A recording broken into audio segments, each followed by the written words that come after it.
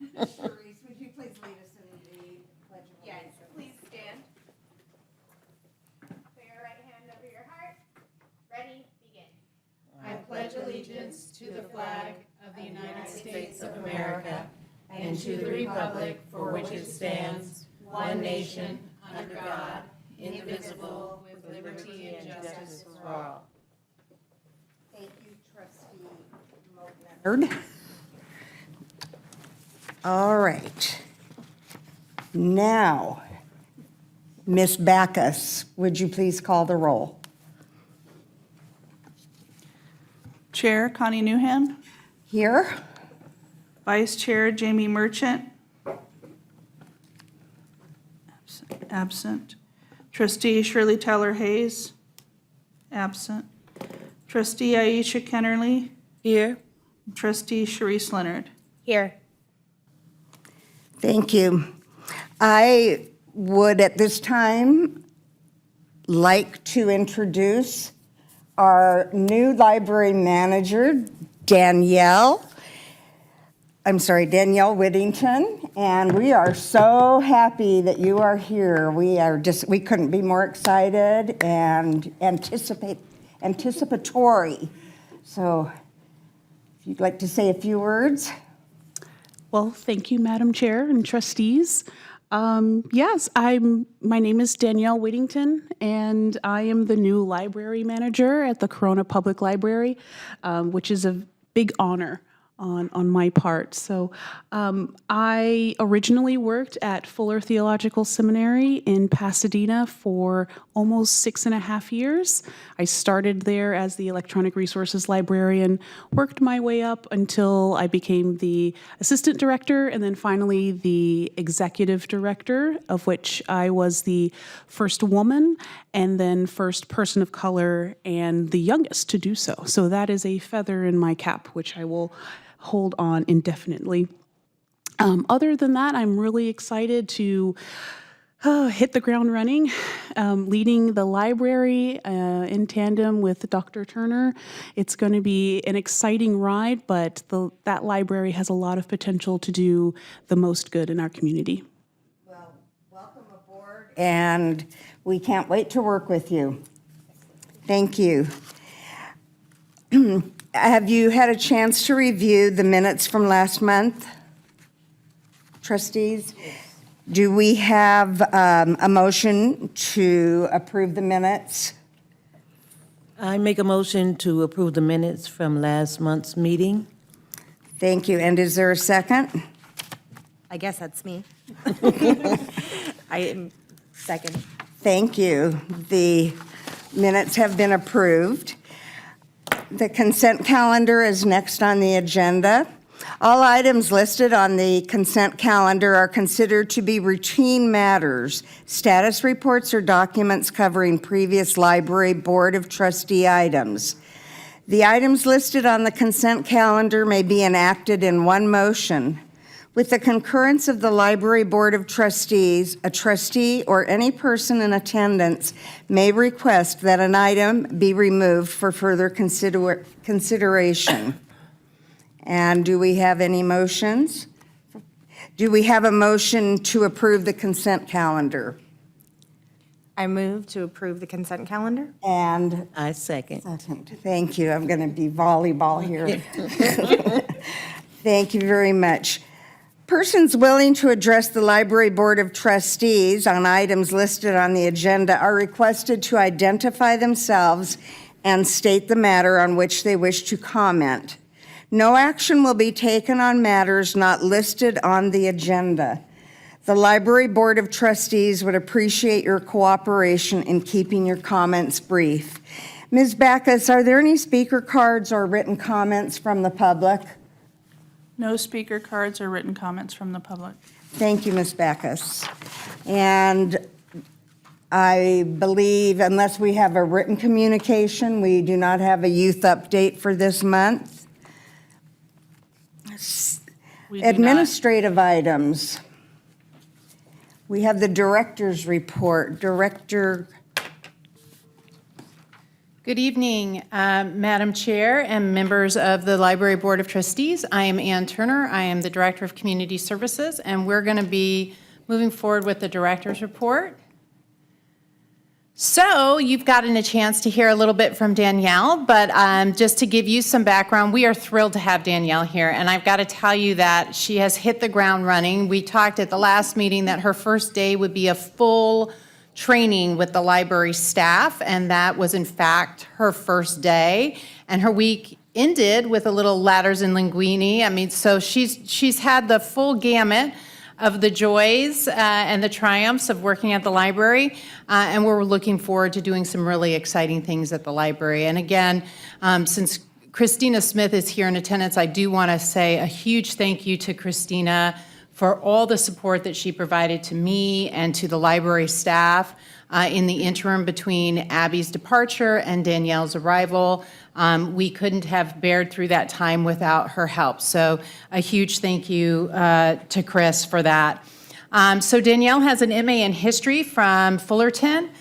She has her ML, I always want to add something extra, okay, not going to be able to say it. She has a master's in library and information science from San Jose State University, and as she mentioned, was the previous executive director of the library at Fuller Theological Seminary. Danielle brings a fresh perspective to the library, and I think we're going to see a lot of very exciting things coming out of the library, and just a new take on where we are. We're in the midst of the budget process. And we have listened to what the trustees have been asking for, and so we hope to continue to advocate for the library through this budget process, and we'll be happy to give you updates as we know more. And in places where you can come and speak in support of the budget requests, we will let you know and hope that you will do that. So we have our all staff day, library basics, and I think at this point I will turn it over to Danielle to talk a little bit about that. Yes, so that was actually my very first day, which was February 13th. It actually ended up being a great day since it coincided with our all-staff day. This special day allowed all of the library staff to gather and learn about each other, our services, and also new skills. Chris was able to get us a fire extinguisher demo, and so we now know how to properly put out a fire, which is great for a library. You can actually see here in this photo some staff creating some buttons, and we were able to take a few moments to go through our makerspace and get to intimately know what was in there and how to use those items. We also learned more about our e-resources like ebooks and databases, and so that we know how to use them so we could teach others properly and how to use them as well. And overall, it was extremely informative. It felt like I was drinking out of a fire hose, which, you know what, you still get some water in that when you still do that. So, but it also allowed us to grow in our teamwork and operate better as a division. Oh, the famous ladders and linguine. I also had the pleasure of attending the ladders and linguine event hosted by the Friends of the Library. Once again, they did such an amazing job. And again, I was in awe over how well it went and how quickly they were able to transform the library. I very graciously and luckily met each of the trustees, which was a highlight of my evening. But I also got to meet some really wonderful people of our community, like the CEO of the YMCA, Audrey, and I gushed over how I loved the swim program that she has there. My 8-month-old loves being in the pool with their instructors. It was not only a great way to meet people and meet people throughout the community, but also support the awesome Friends of the Library team. And lastly, our March calendar is up, and it has activities for everyone. I did want to take a moment to highlight one event on Thursday, March 16th. The Fiction Book Club meets 10:30 a.m. That's kind of late, and we're closed at that time. But 10:30 a.m. at the library boardroom. I actually had an opportunity to meet the ladies of the book club, and they graciously shared a piece of delicious honey cake, which was in reference to one of the books that they're reading. So it was a nice way to introduce myself and get know more of our people groups and know what we're doing through our programming. So, and now I'm going to hand it over to Dr. Turner. Well, thank you. I just want to brag a little bit on community services and the library. So we did have a wonderful opportunity last Thursday to have a speaker come in and talk about working and leadership. But we also got a surprise where we got our Employee of the Year recognitions. And so there were several categories.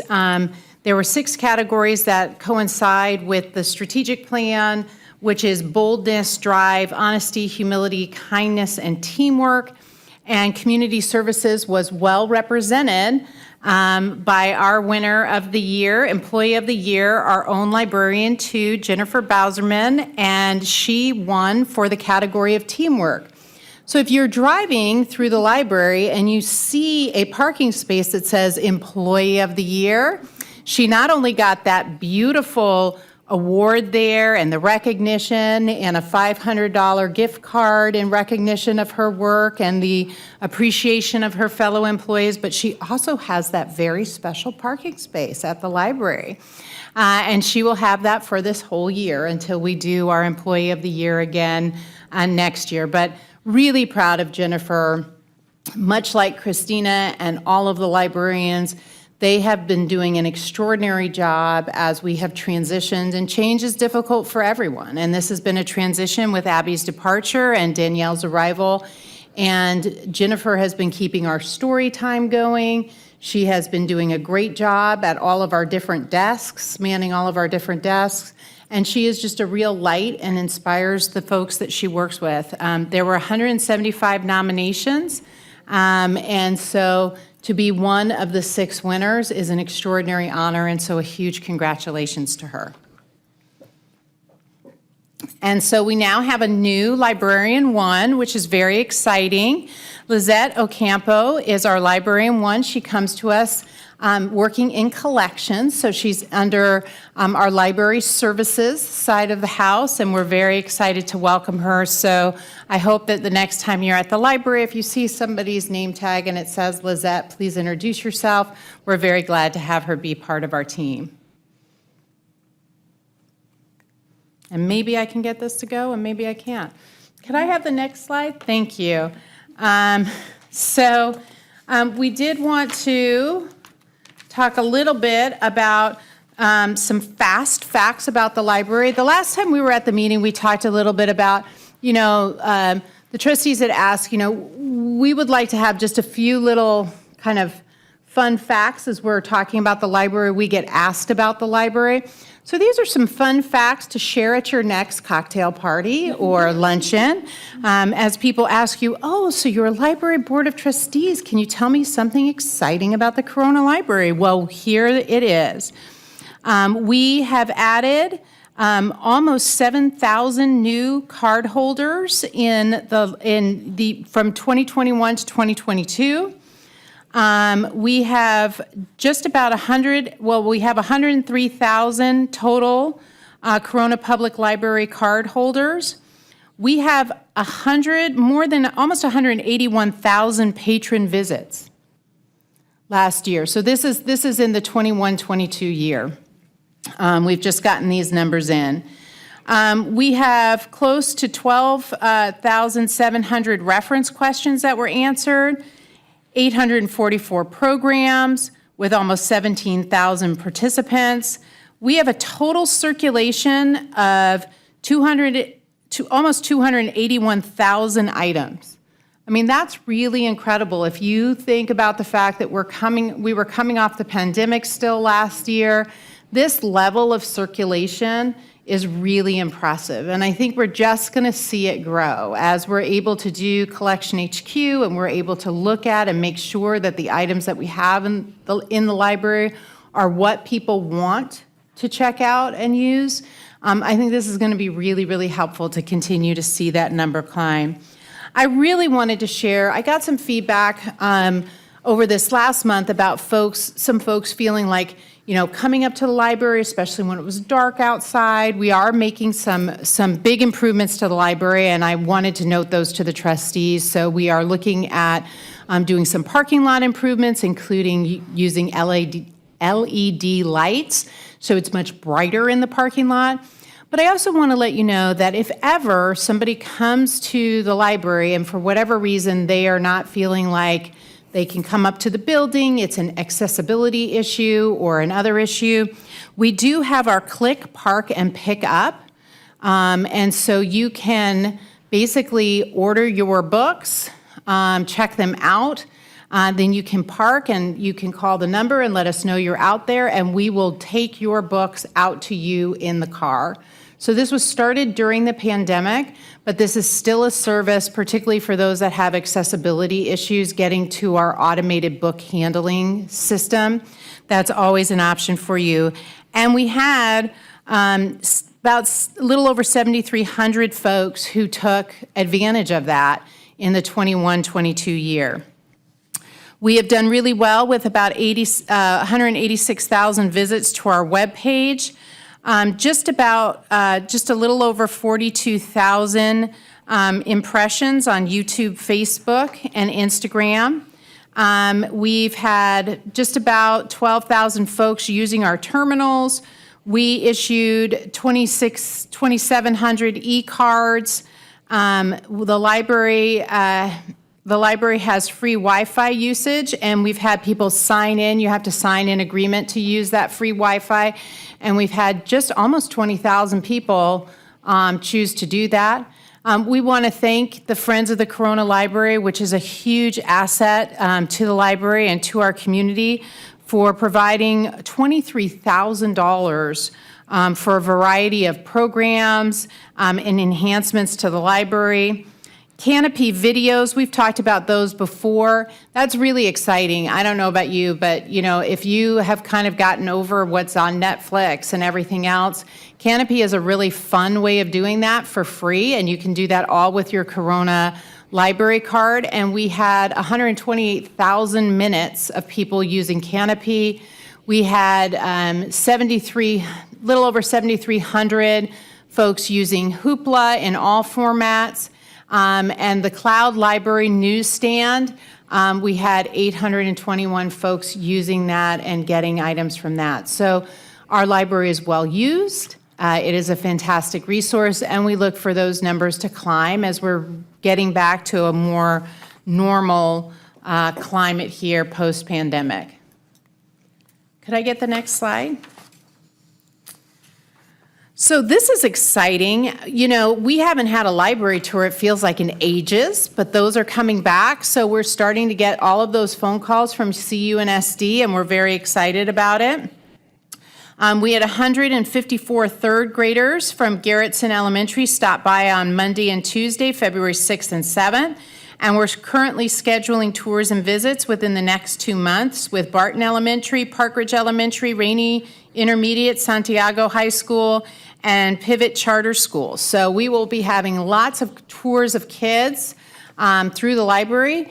And we got a third grade visit here in City Hall from some third grade students at Crossroads School. So they came and did a day at City Hall. So we are really wanting to engage with our youth and families and letting them know what we do here in city government and how they can participate and hopefully find a future career here in city government. We have some program updates. We have our Cover to Cover, which is coming, which is, those In-N-Out.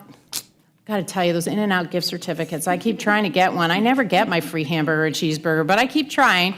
But you read 5 books and you can earn a free hamburger or a cheeseburger. And I can't even believe this because I was feeling like I was going to say, and next month, which is actually tomorrow, March 4th through April 15th. And this is open to children ages 4 through 12. Parent and caregiver may read to their child if their child isn't fully comfortable doing the reading themselves. We have the Play Cafe story time. 147 participants over the course of 6 weeks.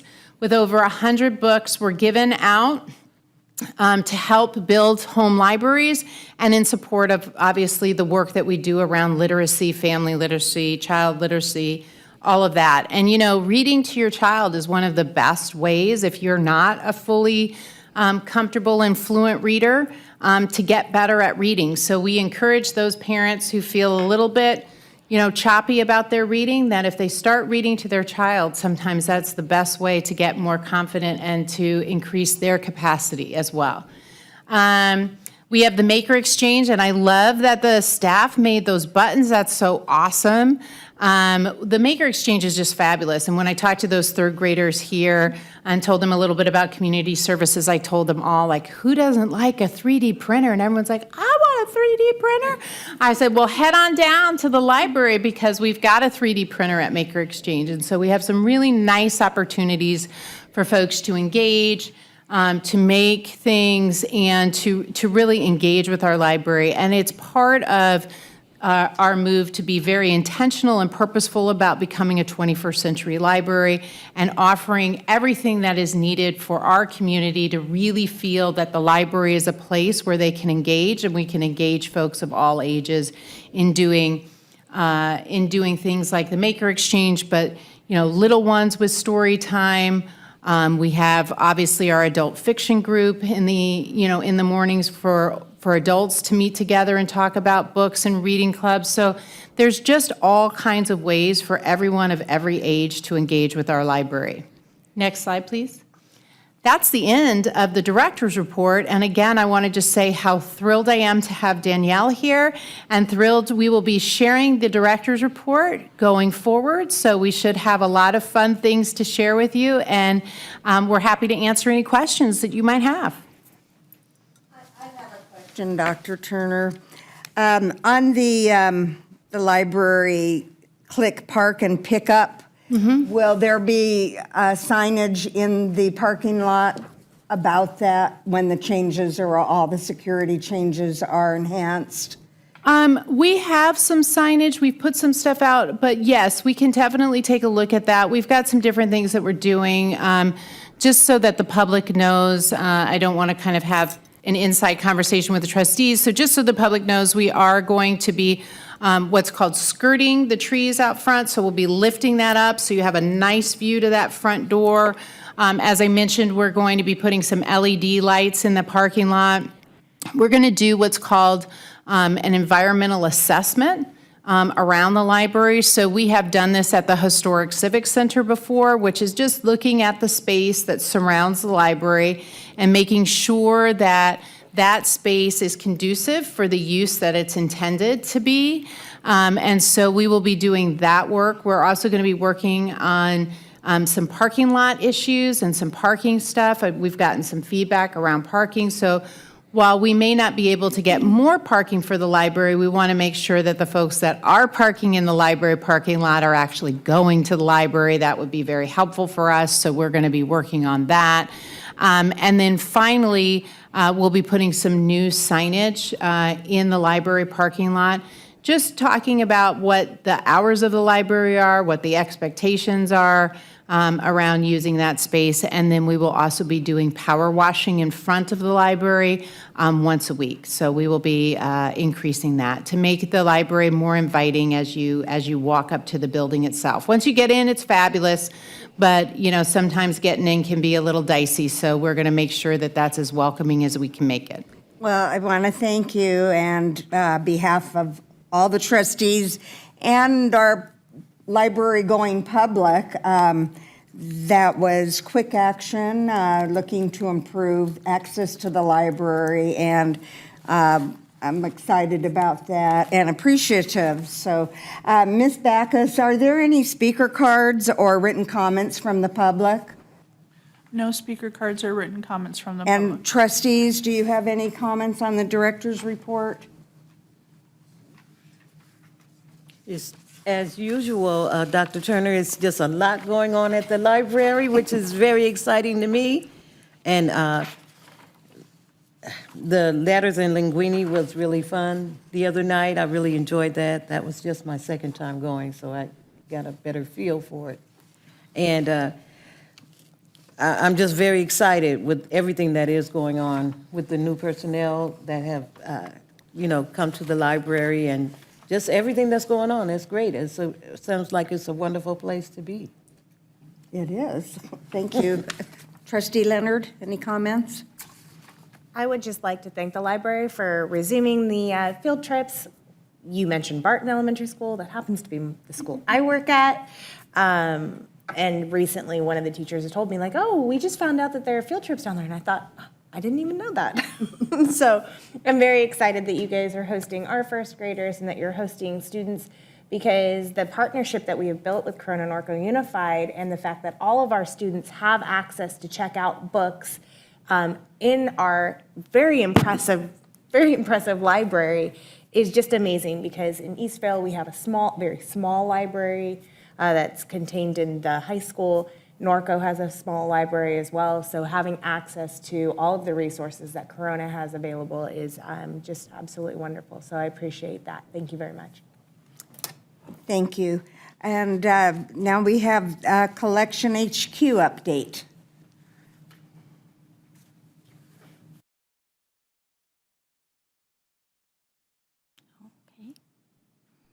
While I'm waiting for the slides, hi, I'm Library Supervisor Christina Smith, and I'm in charge of the library services, and one of the teams in the library services unit is the collections team.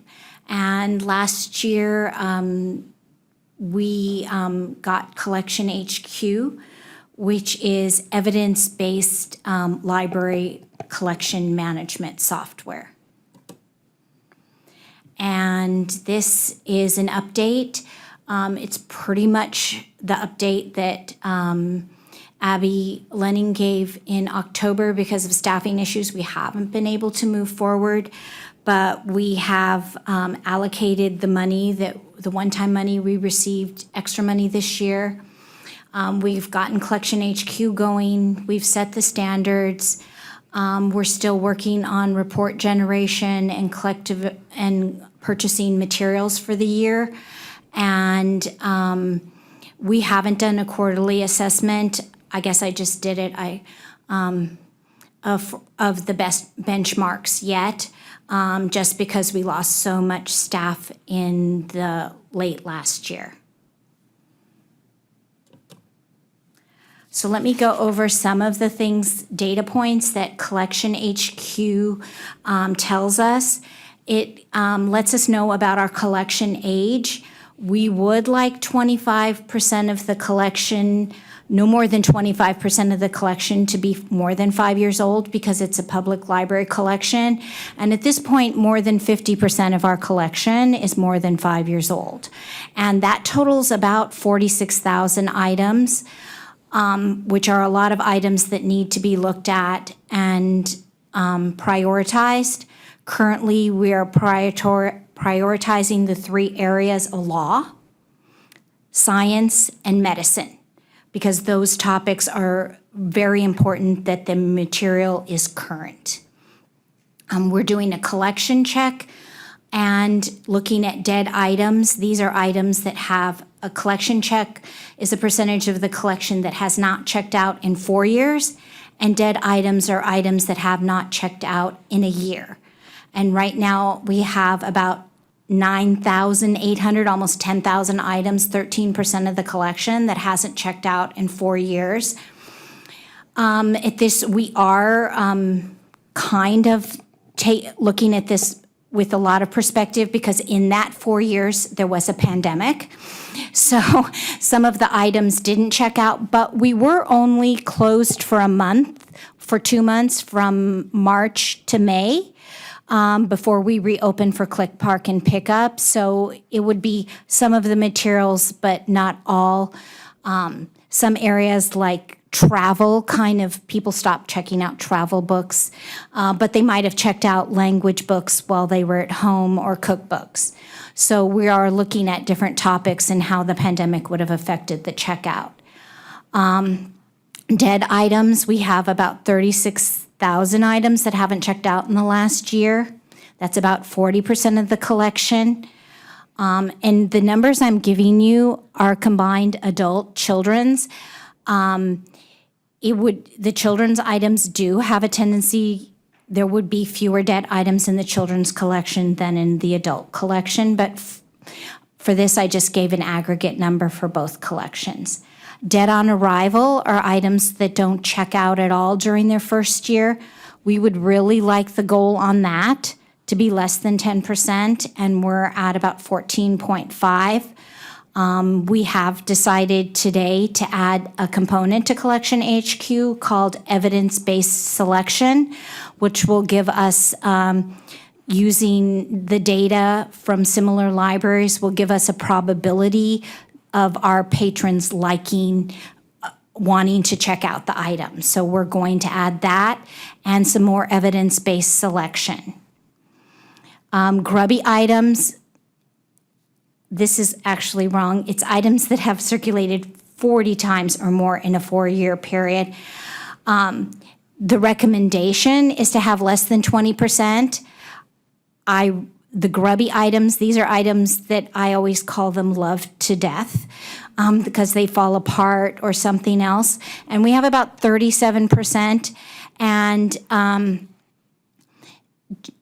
we just looked at our grubby items in the children's department, and we identified about 600 items, and those items were repurchased. So the carts were just sent to the vendor today. And so we will have brand new copies of the books that are still in print. Some of the books that were grubby are no longer in print, or they're only available in paperback, and we weren't able to replace those. But that was about $3,000 worth of books that we were able to replace in the children's room, just looking at what the children and the parents find really popular. And the other statistic that Collection HQ gives us that we have not been able to look at because we need a full year's worth of data is turnover rate, which is literally how many times a book circulates per year. So we would like a turnover rate of 4.5, so that means each book in the collection is checked out at least 4 to 5 times a year. And those are our goals we're working with to make sure that the $25,000 that our collection is current and relevant to the public. Thank you, Ms. Smith. Could you tell me, do we ever rebind books, especially those that are no longer in print?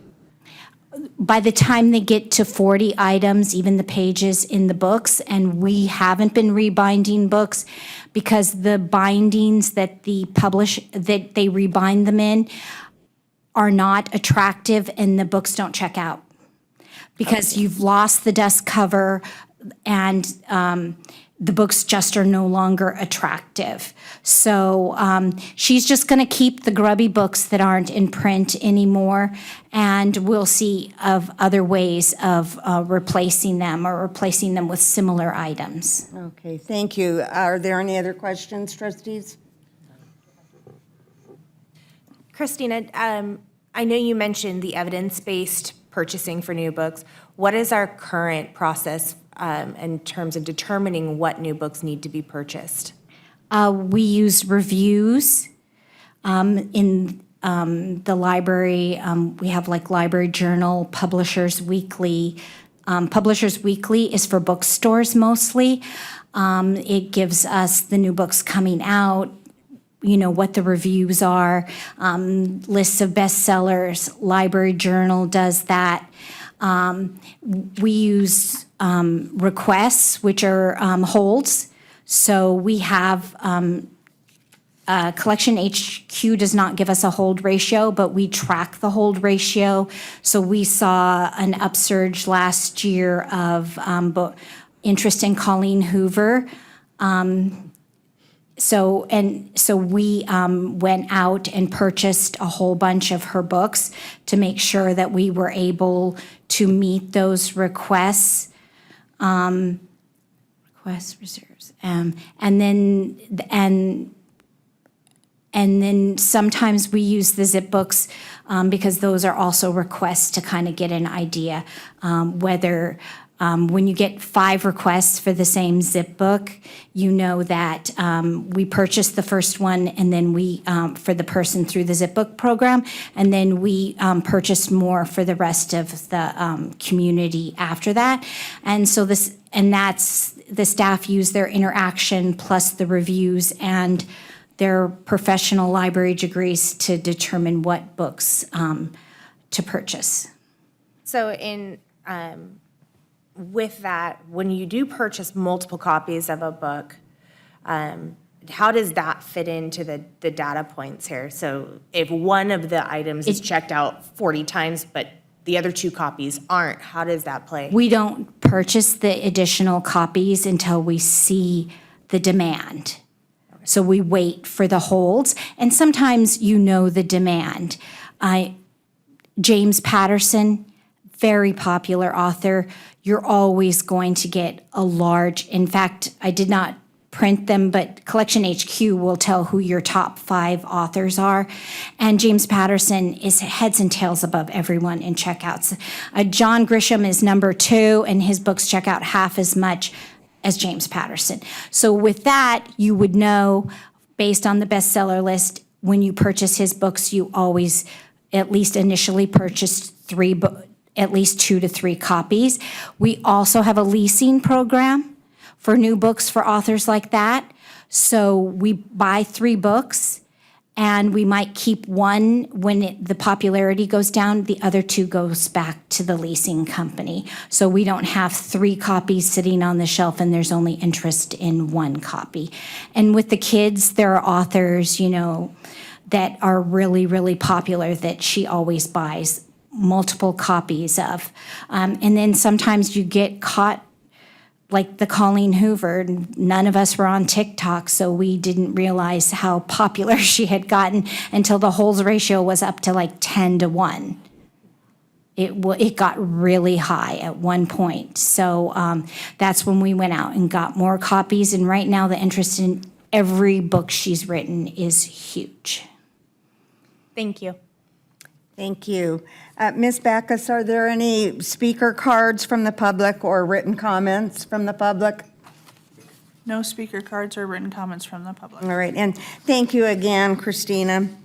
Are there any trustee communications? I'm going to start, because I know everyone's going to want to give kudos to the Friends for Ladders and Linguini. And speaking of, as someone who was there from the very first Ladders, when the foundation ran it, I couldn't be happier how well it's been taken over and continues to be the successful event that it is. And I know there are so many city events, but that one continues to rank up in the top 2 probably as far as popularity. So I thoroughly enjoy it, my friends enjoy it, and I just wanted to get that in first. And I will now hand it over to any other comments.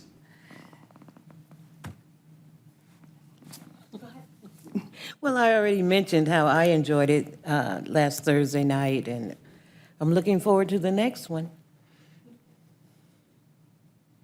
I really do have to thank Christina because Christina took over the management of the library for that time between Abby and Danielle, which happened to be our prime time for getting ready for Ladders and Linguini. And so she had to field all of our questions and all of our, dare I say, demands. And she did so with grace, and it was absolutely wonderful. We were a sold-out event. That's 40 tables of 6 to 8 people per table.